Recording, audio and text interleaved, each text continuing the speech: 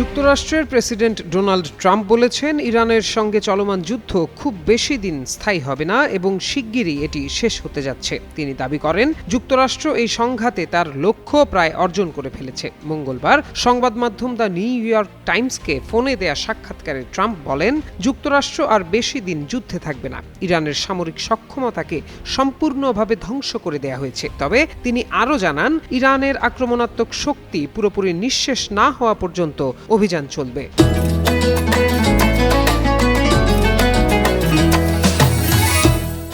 এদিকে ইরানের গুরুত্বপূর্ণ বন্দর নগরী ইস্পাহানের কাছে বড় ধরনের বিস্ফোরণের একটি ভিডিও সামাজিক মাধ্যমে শেয়ার করেন ট্রাম্প। তার দাবি, যুক্তরাষ্ট্রের হামলায় ইরানের উল্লেখযোগ্য অবকাঠামো ক্ষতিগ্রস্ত হয়েছে। যদিও ঠিক কী লক্ষ্যবস্তুতে আঘাত করা হয়েছে তা স্পষ্ট করে জানাননি তিনি। হরমুজ প্রণালী নিয়ে প্রশ্নের জবাবে ট্রাম্প বলেন, যুক্তরাষ্ট্র সরে গেলে এই গুরুত্বপূর্ণ নৌপথ স্বয়ংক্রিয়ভাবেই খুলে যাবে। ৩২ দিন ধরে ইরান এই প্রণালী বন্ধ রাখায় বৈশ্বিক জ্বালানি বাজারে অস্থিরতা তৈরি হয়েছে। তিনি আরও বলেন, যেসব দেশ এই প্রণালী ব্যবহার করে তারা নিজেরাই এটি খুলে নিতে পারবে। তেলের স্বার্থেই তারা তা করবে। ট্রাম্পের মতে, যুক্তরাষ্ট্রের মূল লক্ষ্য ছিল ইরানকে পারমাণবিক অস্ত্র অর্জন থেকে বিরত রাখা এবং সেই লক্ষ্য পূরণ হয়েছে। তিনি এমনও দাবি করেন যে ইরানে ইতোমধ্যে শাসন পরিবর্তন ঘটেছে এবং এখন সেখানে তুলনামূলকভাবে যুক্তিসঙ্গত নেতৃত্ব রয়েছে।